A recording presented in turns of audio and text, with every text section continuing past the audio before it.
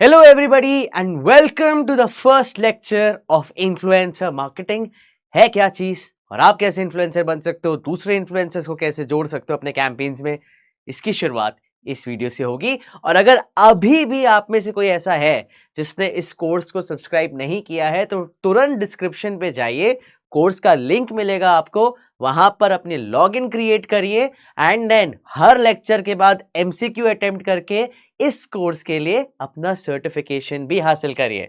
तो शुरू करते हैं आज के लेक्चर से, जो कि है इन्फ्लुएंसर मार्केटिंग के बारे में। ऑफ कोर्स क्यों नहीं हो, क्योंकि उसका ही पहला लेक्चर है कि नहीं।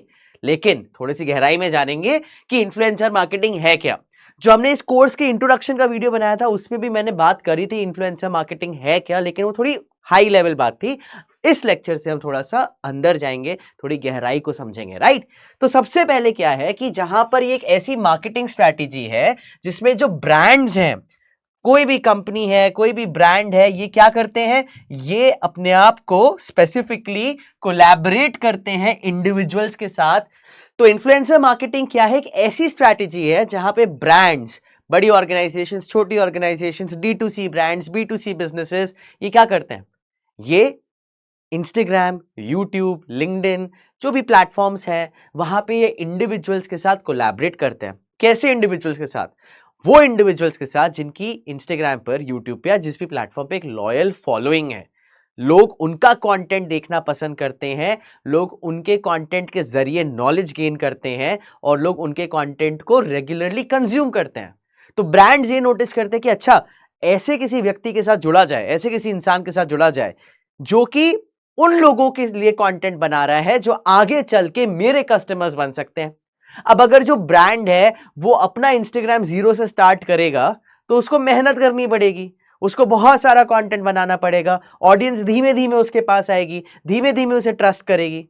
तो फास्टर अप्रोच क्या हो सकता है, अपने नीश में ऐसे इंडिविजुअल्स को आइडेंटिफाई करना जिनकी अच्छी खासी फॉलोइंग है, एंगेजमेंट स्पेसिफिक कंटेंट बनाते हैं, वैल्यूएबल कंटेंट बनाते हैं और उनकी ऑडियंस आगे चल के मेरी ऑडियंस बन सकती है, मेरा टारगेट कस्टमर बन सकता है। तो इनके साथ जुड़े और कोलैबोरेट करें। यह सरल भाषा में इन्फ्लुएंसर मार्केटिंग है।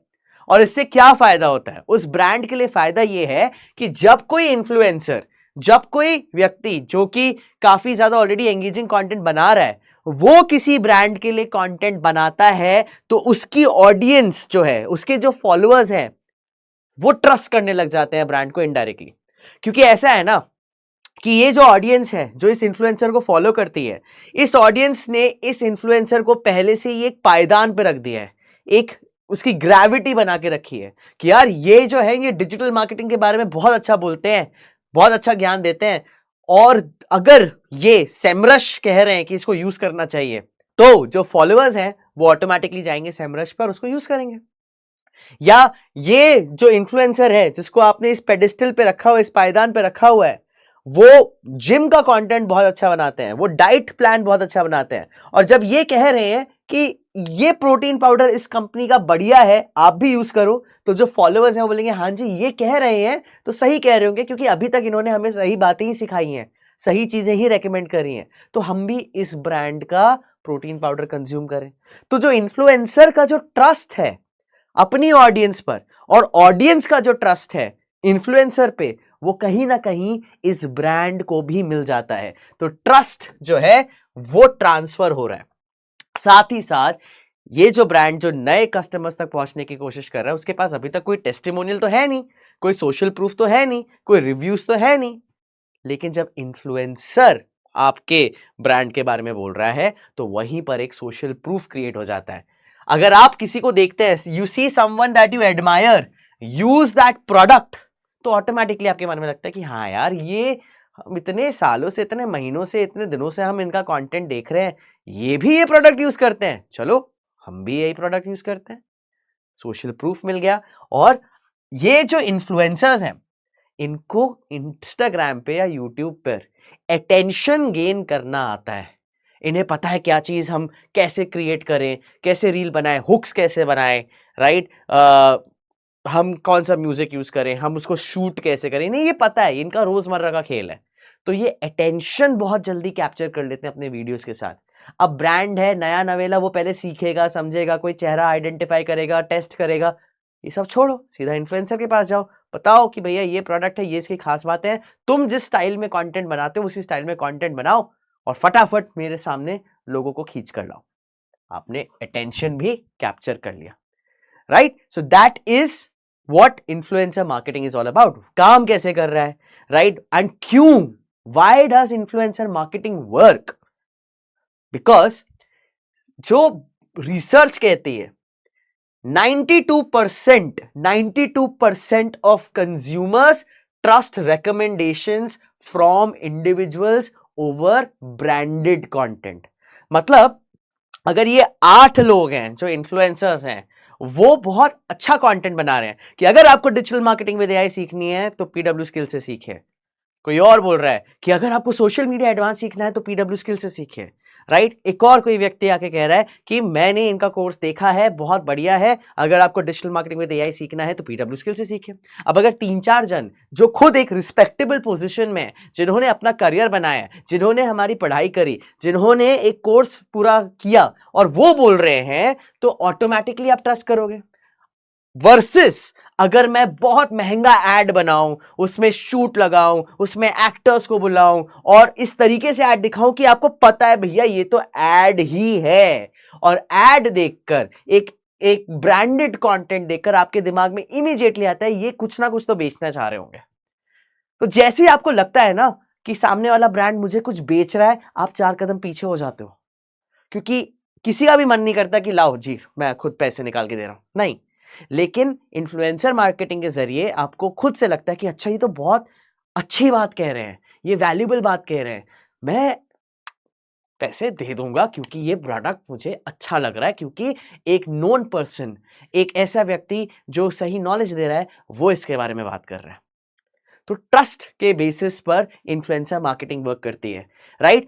ऑडियंस जो है वो कहीं ना कहीं अपने एक जिसको वो फॉलो कर रहे हैं, जिस इन्फ्लुएंसर को फॉलो कर रहे हैं, उसके साथ एक इमोशनल बॉन्ड क्रिएट कर जाती है, right? They truly know them in a way. उनको लगता है कि मैं इस इन्फ्लुएंसर को बहुत अच्छी तरीके से जानता हूं, ये अच्छा इंसान है, या ये सही बात कहते हैं, ये बड़े नॉलेजेबल हैं। आप सबकॉन्शियस लेवल पे एक क्रिएटर के साथ या एक इन्फ्लुएंसर के साथ एक साइकोलॉजिकल रिश्ता बना लेते हैं और इसलिए आप उनकी कही भी बातों को ट्रस्ट करते हैं। इसका कोई दो राय नहीं है कि बहुत सारे इन्फ्लुएंसर्स और बहुत सारे ब्रांड्स इसका गलत फायदा भी उठाते हैं, और ये आपकी और मेरी रिस्पॉन्सिबिलिटी है कि हम सही ब्रांड्स को सही इन्फ्लुएंसर्स दें, ताकि जो ऑडियंस है जो कि अपना ट्रस्ट दे रही है उसको चीटेड फील ना हो, राइट? तो इस कोर्स में आगे चलते हुए आपको पता भी लगेगा कि कैसे हम सही इन्फ्लुएंसर्स को कैप्चर करते हैं, राइट? और इन्फ्लुएंसर मार्केटिंग इसलिए भी काम करती है बिकॉज ये जो क्रिएटर्स है ये एवरी डे का रिलेटेबल कंटेंट बनाते हैं। तो अगर आपने इंस्टाग्राम ग्रोथ स्ट्रैटेजी वाला माइक्रो कोर्स देखा जो इसके पहले हमने लॉन्च किया था, उसमें मैंने बहुत डिटेल में बात करी है कि कंटेंट अगर रिलेटेबल हो तो कितना ज्यादा मैटर करता है, राइट? और ये क्रिएटर्स को पता है, उनको नब्स पता है कि मैं अगर ये बोलूंगा तो इस तरीके की ऑडियंस रिलेट करेगी, अगर मैं ये विजुअल दिखाऊंगा तो इस तरीके की ऑडियंस रिलेट करेगी, right? So they know that science, and that's why influencer marketing works.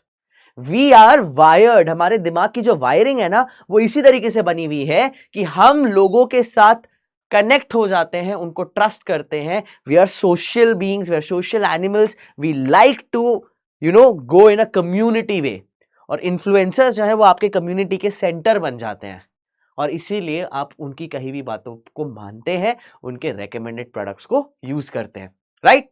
तो ये इकोसिस्टम है वो सबसे पहले किसी ब्रांड के साथ स्टार्ट होता है। फॉर एग्जांपल अगर मैं प्रोटीन पाउडर सेल कर रहा हूं तो मान लीजिए आपका ब्रांड है मसल ब्लेस, ठीक है? आपने इस ब्रांड का नाम सुना भी होगा।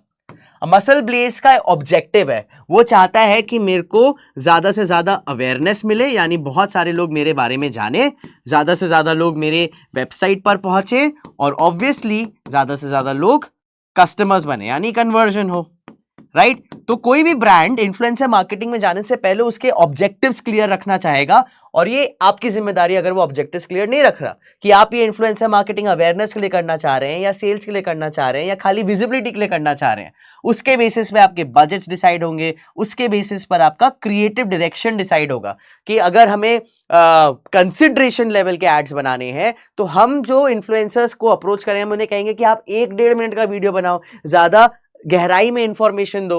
अगर मैं केवल विजिबिलिटी चाहता हूं, अवेयरनेस लेवल के हम कंटेंट क्रिएट करना चाहते हैं तो हम इन्फ्लुएंसर्स को बोलेंगे भैया खाली 15 सेकंड की रील बनाना जिसमें लोगों को बस दिख जाए मेरा प्रोडक्ट, राइट। तो ये आपके ऑब्जेक्टिव्स जो है वो क्लियर होने चाहिए और सबसे पहले इसलिए ब्रांड यहां आता है।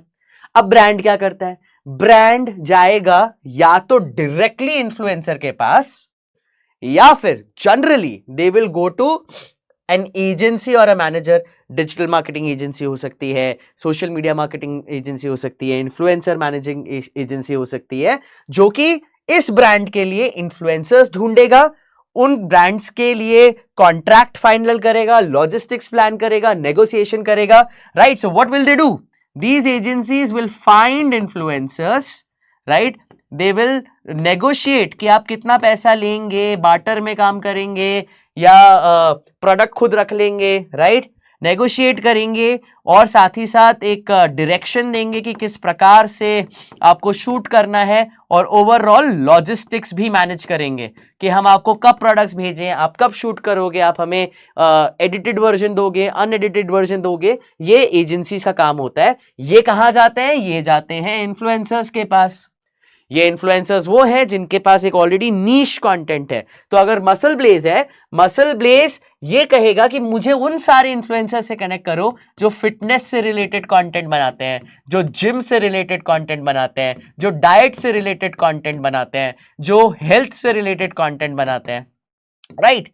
क्योंकि ये अगर टॉपिक्स हैं जिन पर ये इन्फ्लुएंसर्स कंटेंट बना रहे हैं तो उनकी ऑडियंस उन्हें क्यों फॉलो कर रही है, क्योंकि वो ऑडियंस भी फिटनेस में, जिम में, डाइट में, हेल्थ में इंटरेस्टेड है, ठीक है। तो ये इन्फ्लुएंसर्स के पास गए, ये इन्फ्लुएंसर्स को उनने अपना प्रोडक्ट दिया कि ये रहा मेरा 10 किलो का डब्बा, 2 किलो का डब्बा, व्हाटएवर दैट प्रोटीन पाउडर का डब्बा इज। ये क्रिएटर या इन्फ्लुएंसर उसके बेसिस पे एक ऑथेंटिक रील या कंटेंट क्रिएट करेगा, रिलेटेबल कंटेंट होगा, एंटरटेनिंग कंटेंट होगा, इजी टू अंडरस्टैंड कंटेंट होगा। किसके लिए, ऑडियंस के लिए। ये जो ऑडियंस है ये इन्फ्लुएंसर की ऑडियंस है, ये उसके फॉलोअर्स हैं, ठीक है। ये जो ऑडियंस है ये इस इन्फ्लुएंसर की ऑडियंस है, लेकिन इस ऑडियंस को अब ये इन्फ्लुएंसर इंट्रोड्यूस कर रहा है इस ब्रांड से, मसल ब्लेज से। तो वो इंट्रोडक्शन यहां ऑडियंस को हो रहा है with the help of the influencer. कहां, प्लेटफॉर्म्स पर। और वो प्लेटफॉर्म आपके इंस्टाग्राम हो सकते हैं, यूट्यूब हो सकते हैं और बाकी सोशल मीडिया प्लेटफॉर्म्स भी हो सकते हैं। लेकिन जो सबसे प्रसिद्ध, सबसे ज्यादा यूटिलाइज्ड इन्फ्लुएंसर मार्केटिंग के लिए अगर हम प्लेटफॉर्म्स यूज करते हैं तो वो है इंस्टाग्राम और यूट्यूब, राइट। लेकिन ये जानना भी जरूरी है कि कितने प्रकार के इन्फ्लुएंसर्स होते हैं। कई बार लोग सोचते हैं, ब्रांड सोचते हैं कि इन्फ्लुएंसर मार्केटिंग मतलब सीधा जिनके करोड़ों फॉलोअर्स हो, लाखों फॉलोअर्स हो, वो इन्फ्लुएंसर्स। ऐसा नहीं है, आप और मैं भी इन्फ्लुएंसर्स बन सकते हैं।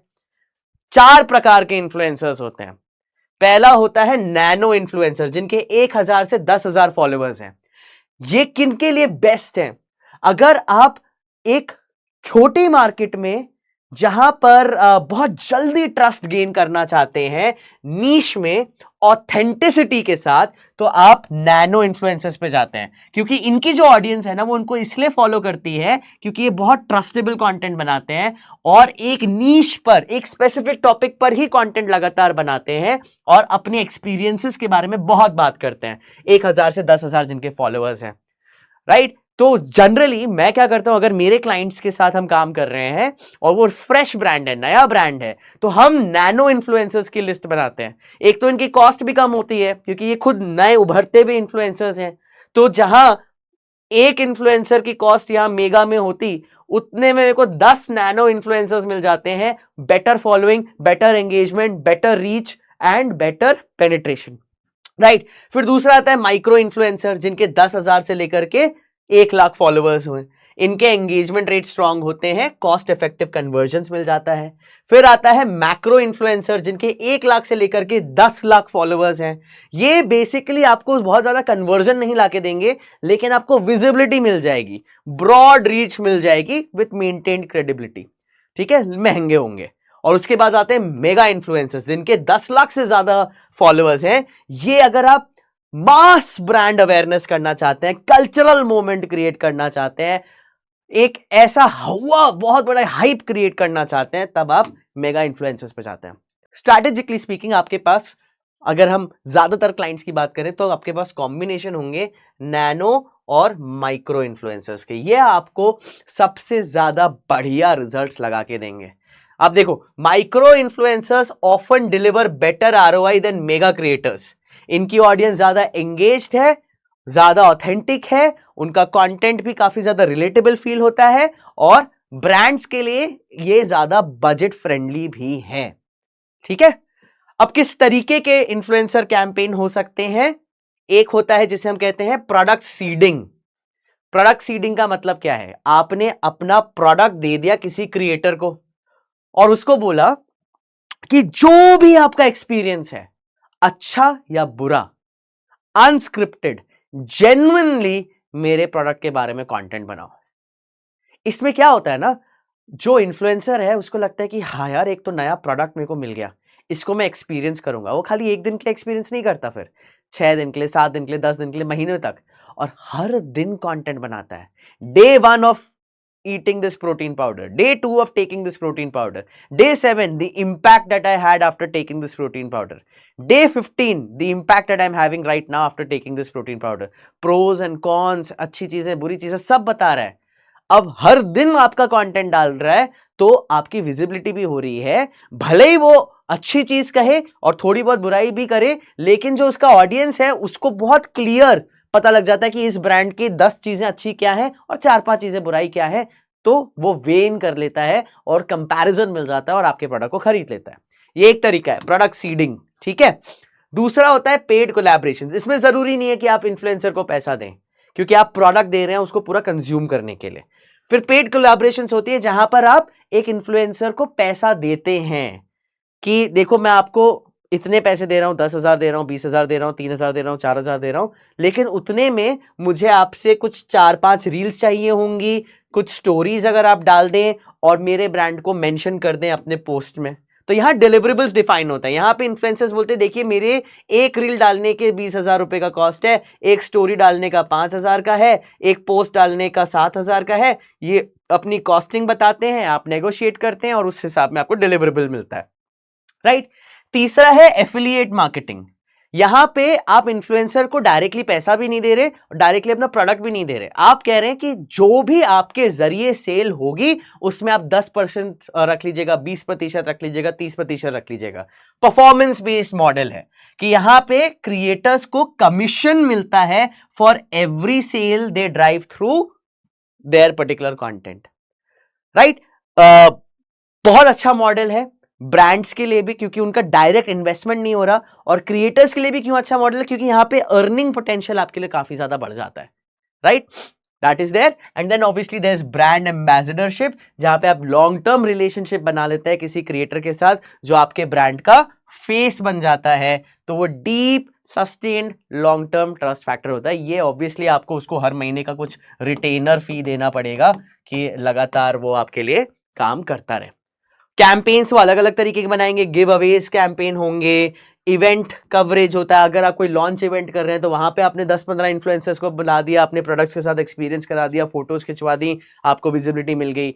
और क्रिएटर मेड कंटेंट यानी यूजीसी, यूजर जनरेटेड कंटेंट को भी आप बनवा सकते हैं, जो कि आप बाद में एड्स के लिए भी इस्तेमाल करते हैं। आ रही बात समझ में? कोई क्वेश्चन है तो प्लीज चैट में डालना। ठीक है, ये चीज आप अभी नहीं तो अगले 1 महीने में, 2 महीने में, या कभी भी, आपको पता नहीं है कहां से कोई अपॉर्चुनिटी आती है, कहां से कोई क्लाइंट आता है, कहां पे आपने लिंक्डइन पे पोस्ट देखा need help with influencer marketing, और आप अपना हाथ खड़ा करोगे कि हाँ जी हम आपकी मदद कर सकते हैं। राइट, अब जो इन्फ्लुएंसर मार्केटिंग भी है उसमें भी organic and paid influencer marketing है। ऑर्गेनिक में क्या है कि लोअर कॉस्ट, ऑब्वियसली ये रिलेशनशिप ड्रिवन टैक्टिक है यहां पर आप बार्टर सिस्टम कर रहे हैं कि एक हाथ से प्रोडक्ट लिया, दूसरे हाथ से कंटेंट लिया, ठीक है। आप यहां पे क्रिएटर्स को अपने प्रोडक्ट गिफ्ट्स कर रहे हैं कि मैं आपको ऐसे ही गिफ्ट कर रहा हूं, ये होप में कि क्योंकि उनको मेरा प्रोडक्ट मिल रहा है तो वो कुछ ना कुछ कंटेंट बना ही देंगे, ठीक है। और या फिर हुआ कि आपने उनके साथ एफिलिएट कमीशन कर दिया कि आप रखो प्रोडक्ट, राइट, बस उसके बारे में कंटेंट बनाते रहो और जब भी आपके कंटेंट के जरिए मेरी सेल होगी तो मैं आपको कुछ कमीशन दे दूंगा। यहां पर आप फिक्स्ड पैसे यहां पे नहीं डाल रहे, आपकी कोई मंथली या डिलीवरेबल के बेस पर कोई कॉस्ट नहीं आ रही, ठीक है। ये डिपेंडिंग अपॉन क्या परफॉर्मेंस आ रही है या ट्रस्ट पे बात चल रही है, रिलेशनशिप पे बात चल रही है, और धीमे धीमे आप एज अ ब्रांड ज्यादा पैसा खर्च नहीं कर रहे। दूसरा होता है पेड मॉडल। यहां पर इन्फ्लुएंसर के साथ बहुत क्लियर कॉन्वर्सेशन होती है कि भैया कितने रील दोगे, ठीक है, कितने शॉर्ट्स दोगे, या क्या तुम हमें हमारे पॉडकास्ट में बुलाओगे, ठीक है, इन सब के कितने पैसे लोगे, उसके बेसिस पे मुझे कितनी रीच मिल सकती है, उसके बेसिस पे मुझे कितना सेल मिल सकता है, राइट। तो यहां पे जनरली होता है fixed fee per reel, one time payment for single piece of content, या स्टोरी पैकेजेस की भैया 10 स्टोरी डालूंगा मैं आपके बारे में, राइट, और उसके लिए मैं आपसे कितना पैसा चार्ज करूंगा, या लॉन्ग टर्म रिटेनर कि हर महीने तुम मुझे 30-40 हजार रुपए दो और उसमें मैं तुम्हें 10 स्टोरीज दूंगा, 4 रील्स दूंगा, ठीक है, कमेंट्स में तुम्हारे ब्रांड को मेंशन करूंगा। ये फिक्स्ड रहती हैं।